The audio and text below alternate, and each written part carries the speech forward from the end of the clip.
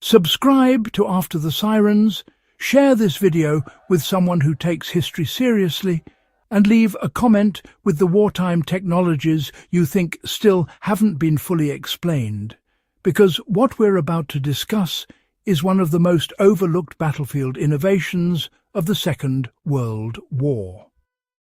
This channel exists for people who care about evidence, engineering, and hard lessons learned under pressure, and this story sits right at the intersection of military science, survival, and intelligence tradecraft. For decades, soldiers, resistance fighters, and intelligence officers needed fire without consequences. A visible flame was useful, but smoke was a death sentence. Smoke meant aircraft, patrols, artillery, and interrogation. During WWII, several Allied and Axis units independently refined what became one of the quietest battlefield tools of the war, long-burning, nearly smokeless fire systems designed for concealment, endurance, and reliability under extreme conditions. This wasn't a single miracle substance, but a carefully engineered combination of fuel chemistry, oxygen control, and thermal discipline that modern survivalists still underestimate. Why smoke was more dangerous than fire in WWII combat zones. By the early years of the war, aerial reconnaissance had made smoke the easiest giveaway of human presence. Even a small cooking fire could be seen from kilometers away by trained observers. Resistance cells in occupied Europe were especially vulnerable, as a thin column of smoke rising from a forest or farmhouse could trigger a sweep within minutes. Traditional wood fires were useless for stealth. They produced thick, particulate smoke due to incomplete combustion, especially when fed green or damp fuel. Militaries needed a solution that produced heat, light, and longevity without betraying location. The chemistry behind smokeless wartime fire systems. The core principle was simple but precise: complete combustion at controlled temperatures. Smoke is largely unburned carbon particles and volatile compounds. If fuel vaporizes cleanly and burns hot enough, smoke almost disappears. WWII. Engineers and field units relied heavily on alcohol-based fuels, refined petroleum gels, and wax oil composites. Ethanol and methanol burn with a blue or near-invisible flame and produce minimal smoke when uncontaminated. When thickened slightly or absorbed into fibrous material, these fuels could burn slowly for hours. One widely used method involved soaking fibrous pads or mineral wool in alcohol and enclosing them in perforated metal housings. Oxygen flow was restricted just enough to maintain steady combustion without flare-ups. This allowed heat output to remain consistent while preventing incomplete burning. Some versions added small quantities of stearic acid or paraffin wax, which stabilized the burn rate and extended duration dramatically. Now, let's talk about how special units and resistance fighters use this fire in practice. British SOE operatives and resistance networks in France use smokeless fire systems to cook, sterilize equipment, and even heat safe houses during winter without alerting patrols. A typical setup involved a shallow metal container buried slightly below ground level, with the flame shielded from wind.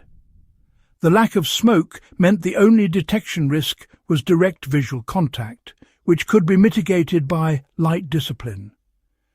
German mountain units also employed similar principles in cold environments, where traditional fires would reveal positions instantly against snow. Low-profile alcohol burners allowed soldiers to melt snow and prepare rations while remaining nearly invisible from a distance. In the Pacific, modified gel fuels were used to create controlled heat sources in humid jungles where wood was wet and unreliable. So why could these fires burn for hours without attention? The longevity came from fuel density and airflow control. Alcohol alone burns quickly, but when absorbed into porous material or thickened into a gel, evaporation slows dramatically. WWII field manuals emphasized shielding the flame from wind, which otherwise increases oxygen supply and burn rate. Some designs use simple sliding vents to fine-tune airflow, essentially turning a crude burner into a precision instrument. A properly prepared unit could burn for 4 to 6 hours continuously, enough for cooking, signaling within enclosed spaces, or maintaining warmth overnight. Now, what can modern survivalists and historians learn from this technology? This knowledge still matters. In modern survival scenarios, whether wilderness-based or urban disruption, visibility equals vulnerability. A smokeless fire allows water purification, food preparation, and morale maintenance without advertising your presence. A practical modern adaptation involves using denatured alcohol, cotton-based material, and a metal container with controlled ventilation. The principles are unchanged, clean fuel, stable burn surface, and oxygen moderation. For historians, these fire systems illustrate how wartime necessity drives innovation that rarely makes it into popular narratives. Smokeless fire wasn't glamorous like tanks or aircraft, but it saved lives quietly.